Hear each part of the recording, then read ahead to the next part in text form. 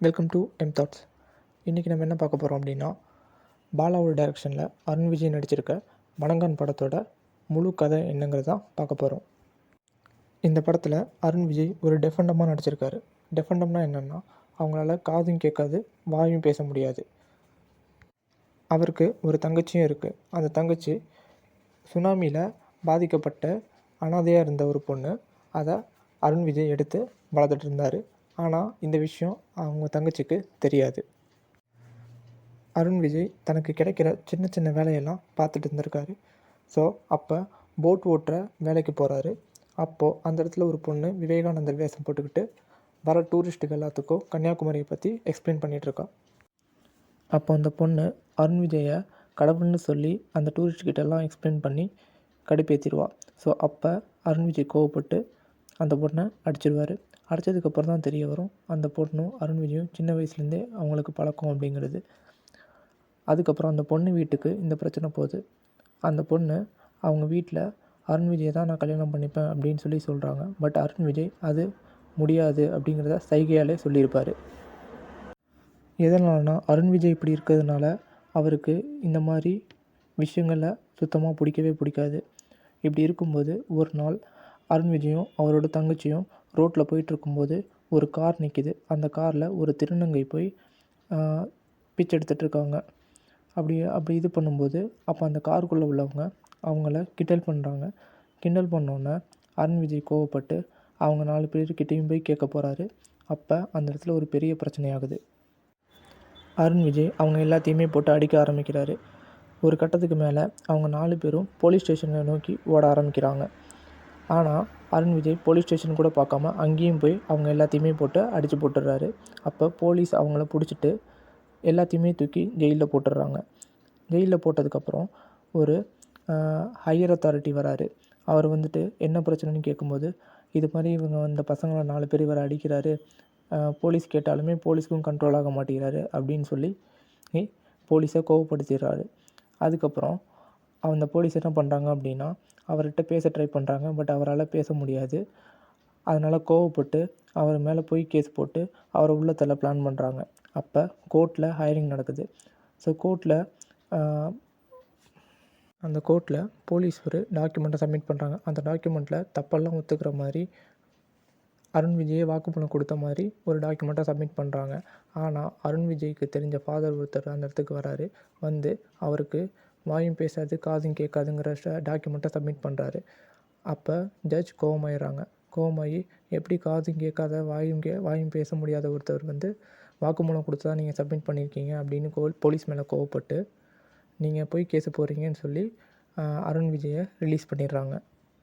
Arun Vijay release ஆனதுக்கப்புறம் அருண் விஜயோட தங்கச்சி ஒரு கோயிலில் பாட்டு பாடிட்டுருக்காங்க. பாட்டு பாடிட்டுருக்கும்போது அப்போ பக்கத்தில் இருக்க ஒயின் ஷாப்பில் ஒரே சத்தம் போட்டு ரகலை பண்ணிக்கிட்டு அங்கே ரவுடி பசங்களாம் நிறைய பேர் இருப்பாங்க. அதை கேட்குறதுக்காக அருண் விஜய் போவார். அப்போ அருண் விஜயை அவங்க கலாய்ப்பாங்க. அதனால் அருண் விஜய் கோவமாகி அந்த ஒயின் ஷாப்பில் உள்ள எல்லாரையுமே அடித்து போட்டுடுறாரு. அதுக்கப்புறம் அருண் விஜய் தங்கச்சியும் ஹீரோயினியும் அந்த ஃபாதர்கிட்டயே மறுபடியும் அவரை கூட்டிகிட்டு போகிறாங்க. கூட்டிகிட்டு போய் இவர் இது மாதிரி சண்டை போட்டுக்கிட்டே இருக்கார், இதுக்கு என்ன தான் வழி அப்படின்னு கேட்கும்போது, இவருக்கு சரியான வேலை இல்லாதனால தான் இது மாதிரி கோவப்பட்டு சண்டை போட்டுக்கிட்டு இருக்காங்க, இவருக்கு வந்து ஒரு நல்ல கடுமையான வேலை ஒன்று கொடுக்கணும் அப்படின்னு சொல்லி அவருக்கு ஒரு வேலையை ஏற்பாடு பண்ணுறாங்க. அது என்னென்னா, ஆதரவற்ற இல்லத்தில் அவருக்கு வாட்ச்மேன் வேலை வாங்கி கொடுக்குறாங்க. அங்கே உள்ளவங்க எல்லாம் எப்படின்னா மாற்றுத்திறனாளிகளாகவும் மன வளர்ச்சி குன்றியவங்களாகவும் தான் இருப்பாங்க. அருண் விஜய்க்கு அந்த இடம் ரொம்ப பிடிச்சிடுது. அங்கே உள்ளவங்க கூட மிர்ஜாயி நல்லா ஜாலியாக இருக்க ஆரம்பிக்கிறாரு. அங்கே உள்ளவங்க எல்லாருமே அவருக்கு ரொம்ப பிடிச்சிடுது. அவங்களுக்கும் இவரை ரொம்ப பிடிச்சிடுது.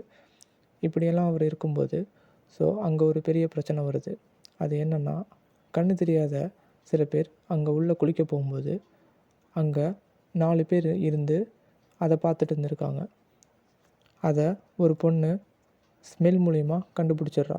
இங்கே நம்மளை தவிர வேறு யாரோ இருக்காங்கன்னு சொல்லி அங்கே உள்ளவங்க எல்லாத்தையுமே வெளியில் போக சொல்லிவிட்டு இந்த விஷயத்த போய் அருண் விஜய்கிட்ட சொல்கிறா.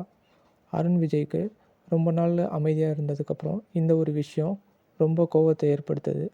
அதனால் அருண் விஜய் என்ன பண்ணுறாரு அப்படின்னா, அந்த 4 பேரில் 3 பேரை கொடூரமான முறையில் கொன்னுடுறாரு. கொன்னதுக்கப்புறம் அந்த பாடியெல்லாம் ஒரு இடத்துல போட்டு வச்சிடுறாரு.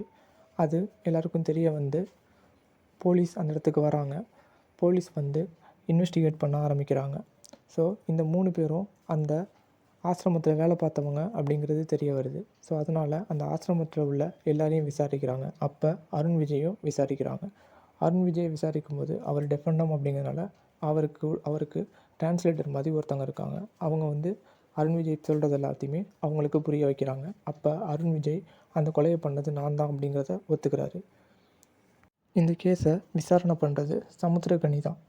சமுத்திரக்கனி எவ்வளோ தான் விசாரித்தாலும் ஆனால் அவர் மேலே ஒரு தாட் அவருக்கு இருந்தது, இந்த கொலையை இவர் பண்ண மாதிரி தெரியலை அப்படின்னு. ஸோ அதனால் அதை ஏன் பண்ணார், எதுக்கு பண்ணார் அப்படிங்கிறத விசாரிக்கிறாரு. அப்போது இந்த விஷயத்த வந்து அருண் விஜயோட தங்கச்சிக்கும் அந்த ஃபாதருக்கும் ஹீரோயினுக்கும் தெரியப்படுத்துகிறாங்க.